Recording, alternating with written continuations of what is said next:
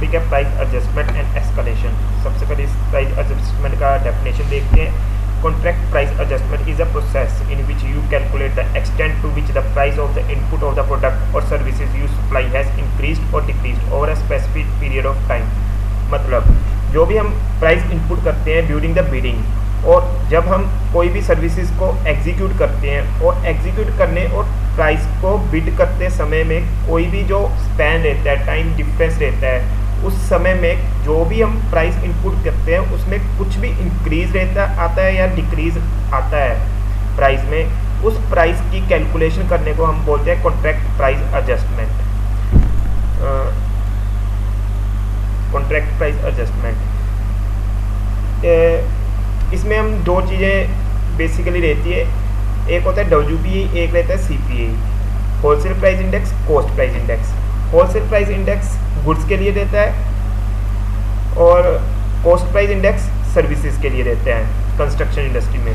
क्योंकि wholesale price index goods के लिए क्यों रहता है? क्योंकि जो भी हम सीमेंट रहता है, स्टील रहता है, जो भी साइट पे आता है वो डायरेक्टली होलसेल डिपो से आता है, और जो सर्विसेज लेते हैं हम वो कस्टमर सर्विसेज रहती हैं, जैसे हम लेबर होगी, और बेसिकली इसमें मेनली लेबर ही रहती है। और गुड्स सर्विसेज में, गुड्स में रहता है सीमेंट, स्टील, बिटुमन, वो डायरेक्ट होलसेलर से आता है। और जो ये प्राइस डिफरेंस का कैलकुलेशन रहता है ये इन्हीं दो इंडेक्स के ऊपर डिपेंड रहता है। कैलकुलेशन करने के लिए हमें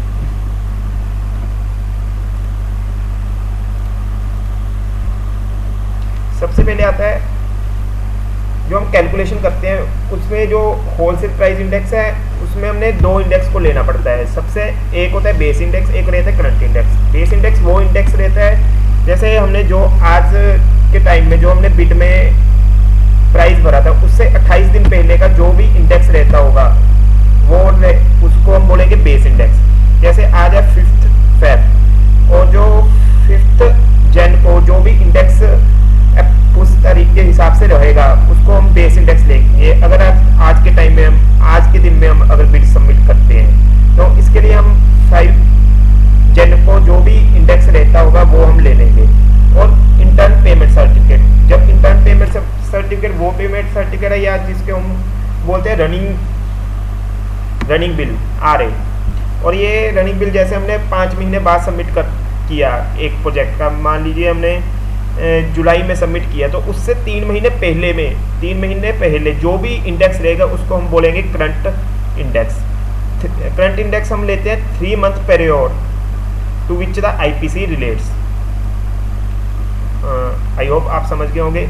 और इसके बेसिकली मेन 3 फार्मूले रहते हैं, सीमेंट, लेबर और POL, pure petrol oil lubricant. Cement के लिए रहता है 0.85 PC percentage of cement, R rate, CI जिसके साथ I लगा होगा वो रहेगा करंट इंडेक्स, जिसके साथ O लगा होगा वो रहेगा बेस इंडेक्स। जो 0.85 है, ये हम 0.85 क्यों लेते हैं? क्योंकि जो 0.15 है वो रहता है इसमें प्रॉफिट, कॉन्ट्रैक्टर प्रॉफिट, जो हम रिलेट नहीं, वो हम प्राइस एडजस्टमेंट में कंसीडर नहीं करते, तो हमें 0.85 से मल्टीप्लाई करना पड़ता है। और PC रहता है परसेंटेज ऑफ सीमेंट, R रहता है रेट, और I से करंट इंडेक्स, O से बेस इंडेक्स। ऐसे ही सेम लेबर के लिए रहता है, फिर 0.85 P से परसेंटेज, R से रेट, L बेस से current index, base index same as it is, and petrol oil lubricant का।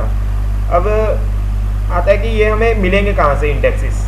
जो इंडेक्सेस मिलते हैं, जो होलसेल प्राइस इंडेक्स है वो हमें मिनिस्ट्री ऑफ इंडस्ट्रियल डेवलपमेंट देता है, इकोनॉमिक एडवाइज़र भी देता है, रिजर्व बैंक ऑफ इंडिया भी देता है। और जो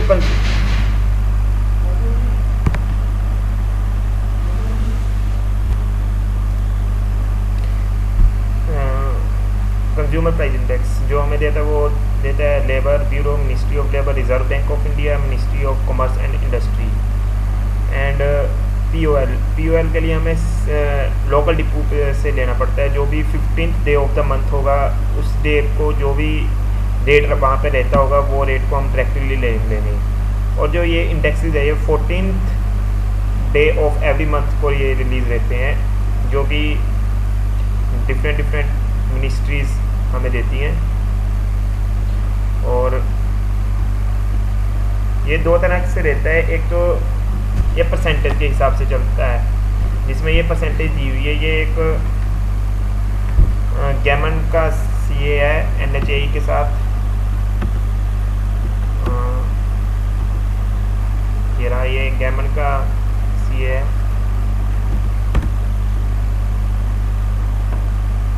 गैमन विद NHAI।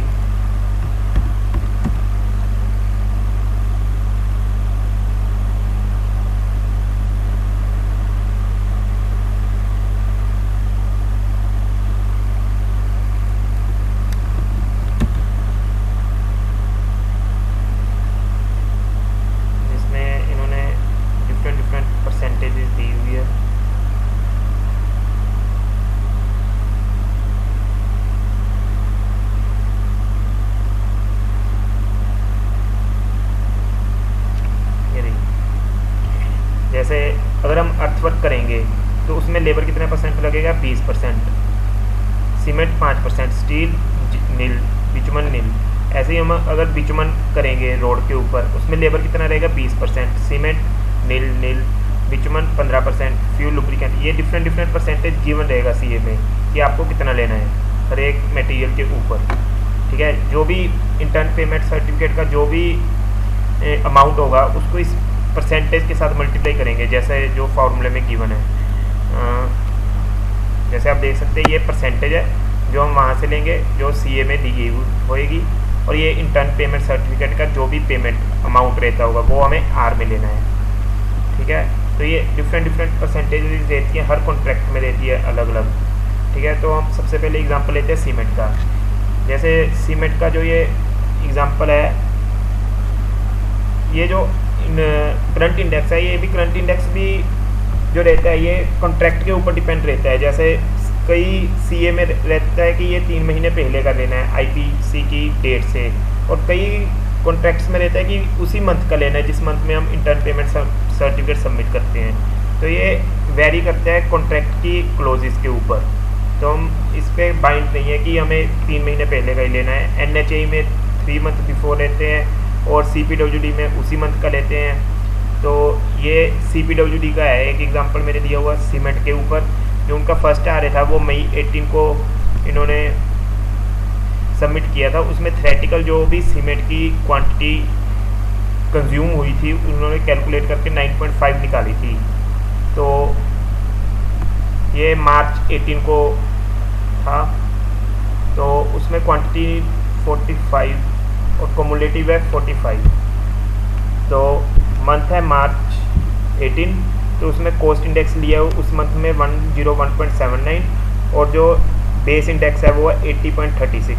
तो इन्होंने जो भी प्राइस जो भी अमाउंट है फर्स्ट आर का वो है 4500, ठीक है, multiply by 9.5 metric ton. 9.5 means total quantity कितनी है, 45 metric ton received in the month of March 2016 and consumed in the March 20। I think it's a mistake of 16-18, ये 18 ही है। मार्च 18 में हमने रिसीव कितना किया quantity of cement 45 metric ton, but हमने consume कितना किया 9.5 मेट्रिक टन। तो बैलेंस क्वांटिटी कितनी रहेगी 35.5। तो हमें जो भी हम कंज्यूम करेंगे उस मंथ में हमें वही कंसीडर करना है बिल में, ये एस्केलेशन में।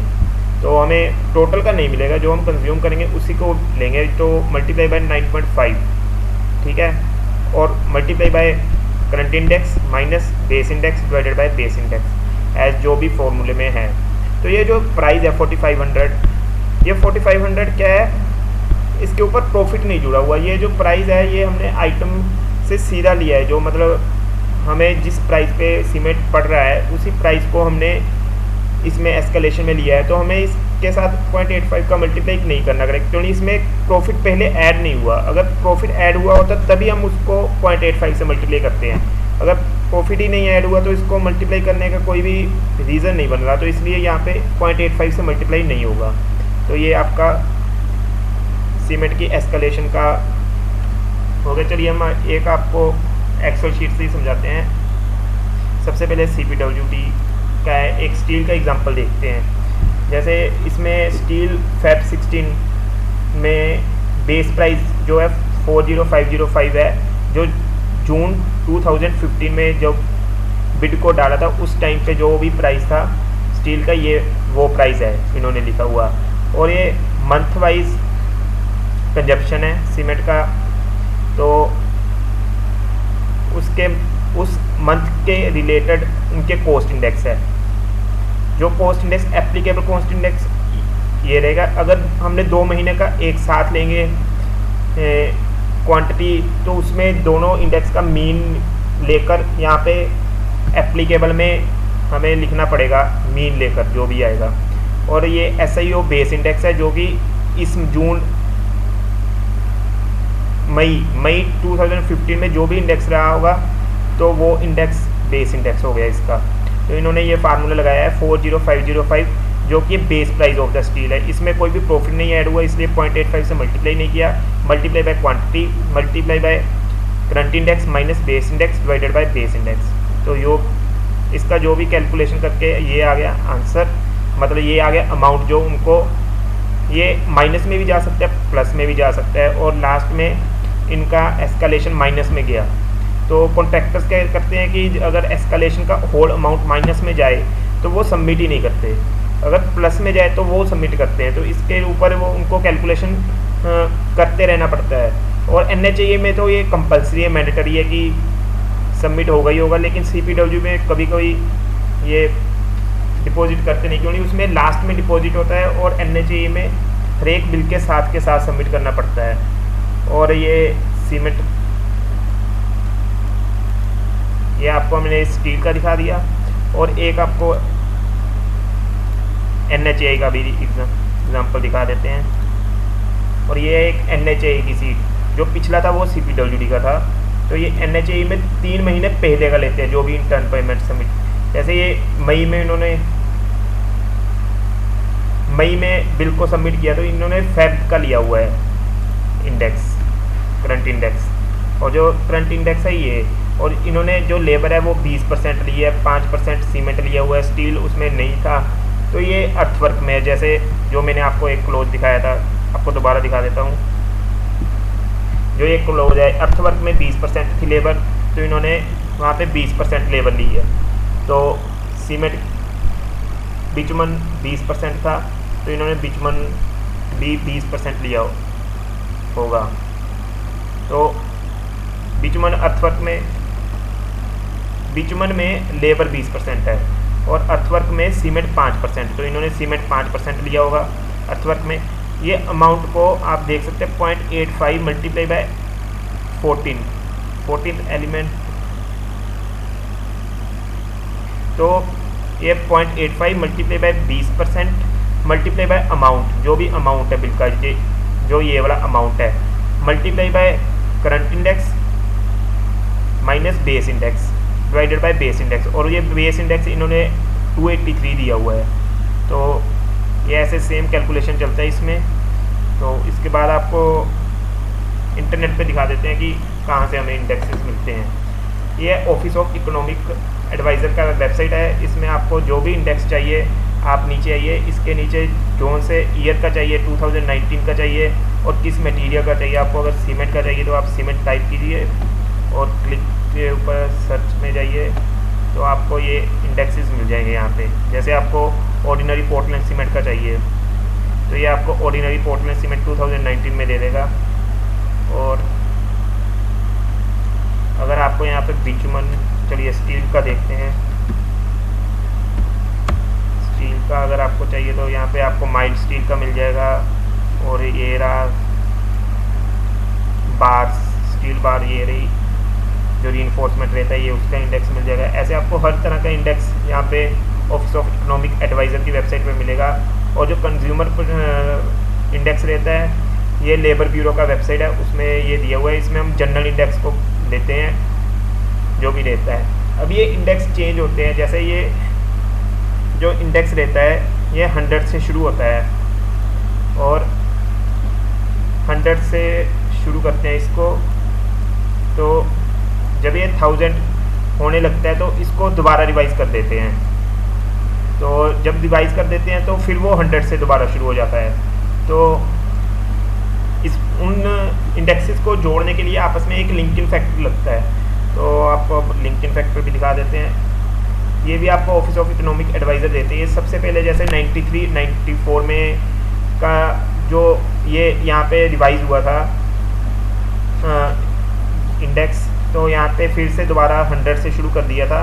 जो पुराना इंडेक्स था वो था 81 82 का, वो 100 था, और उसके बाद 93 94 में चेंज हुआ दोबारा जो कि 100। तो इन दोनों ये जो 93 94 अगर कोई भी प्रोजेक्ट लंबा चला जाता है, जैसे कोई भी प्रोजेक्ट 85 में शुरू हुआ और वो 97 में ख़त्म हो रहा है, तो ये काफ़ी लंबा स्पैन हो गया टाइम में। अब इस स्पैन में एक कंटिन्यू सीरीज़ नहीं है आपको इंडेक्स का मिलेगा। तो आपको उस कंटिन्यू सीरीज़ को बनाने के लिए आपको जो उस ईयर के रिलेटेड लिंकिंग फैक्टर दिया होगा, जैसे यहाँ पे दिया है 2.478, तो आपको जो भी 93 94 में जो भी इंडेक्स होगा उस इंडेक्स को लेने से पहले उसको इस लिंकिंग फैक्टर से आपको मल्टीप्लाई करना पड़ेगा, तभी आपका एक सीरीज़ कंटिन्यू सीरीज़ बन जाएगा इंडेक्सेस का। तो ये इंडेक्स अभी 11 12 है जो अभी का इंडेक्स है। हाँ 11 12 अभी इंडेक्स चल रहा है। तो इनके साथ लिंकिंग फैक्टर दिए हुए हैं। 2002 और 5 में रिवाइज हुआ था और सबसे पहले आया था 93 94 में। आपको ये भी याद रखना है जो भी लॉन्ग टर्म प्रोजेक्ट्स रहेंगे उनके लिए आपको लिंकिंग फैक्टर देखना पड़ेगा। और जो भी POL के लिए तो आपको लोकल वेंडर से ही जाना पड़ेगा। तो ये है एक प्राइस एस्केलेशन का वीडियो। अगर आपको इसके बाद लास्ट बचता है इसमें क्लोज की, जैसे अभी ये क्लोज कॉन्ट्रैक्ट में कौन सा क्लोज देखना पड़ेगा। अगर आपका CPWD है और आपके प्रोजेक्ट का ड्यूरेशन 6 मंथ से लेस है तो आपको 10C में जाएगा और उसमें आपको मटेरियल और लेबर के ऊपर एस्केलेशन मिलेगा। अगर 0 से 18 मंथ में है, अगर कॉन्ट्रैक्ट में क्लोज 10CA है तो आपको अकेला मटेरियल पे मिलेगा। अगर आप 18 मंथ से अबव है ड्यूरेशन प्रोजेक्ट का तो उसमें 10CC क्लोज लगेगा और उसमें cement steel material petrol oil lubricant और लेबर इन सब मटेरियल के ऊपर आपको एस्केलेशन मिलेगा। और मिलिट्री इंजीनियरिंग सर्विसेज में MES में आपको अगर ड्यूरेशन प्रोजेक्ट का 6 मंथ से ज़्यादा रहेगा तभी आपको एस्केलेशन मिलेगा, नहीं तो नहीं मिलेगा। और वो भी स्पेशल कंडीशन में दिया रहेगा। वो पेट्रोल मटेरियल POL और लेबर तीनों के ऊपर अप्लाई रहेगा। तमिलनाडु CPWD में अगर 12 मंथ के ऊपर है ड्यूरेशन प्रोजेक्ट का तभी मिलेगा, और ये भी स्पेशल कंडीशन के अंदर ही दिया रहता है। और फिर आगे सीमेंट्स, ये सारे मटेरियल जिन पे ऐसी एयरपोर्ट अथॉरिटी ऑफ इंडिया में है जो भी 6 मंथ्स के अबव होगा प्रोजेक्ट तभी आपको मिलेगा। इसमें भी क्लोज 10CC है और मटेरियल POL और लेबर तीनों पे मिलेगा। भारत संचार निगम लिमिटेड, इसमें अगर 12 मंथ्स के अबव है प्रोजेक्ट तभी आपको मिलेगा और इसमें 10C क्लोज है और ये मटेरियल POL और लेबर तीनों पे मिलेगा। और ये कुछ फार्मूलेज हैं जो आपको बेसिकली एक ही फार्मूला है और उसी को डिफरेंट वेज से उसको डिस्क्राइब किया हुआ है डिफरेंट डिपार्टमेंट वाइज। तो आप एक बार सबको देख लेना। ये PDF आपको मैं नीचे लिंक में प्रोवाइड कर दूंगा, तो आप इसको देख लें। और अगर आपको ये वीडियो पसंद आई हो तो मेरे चैनल को लाइक कर दें और सब्सक्राइब करें।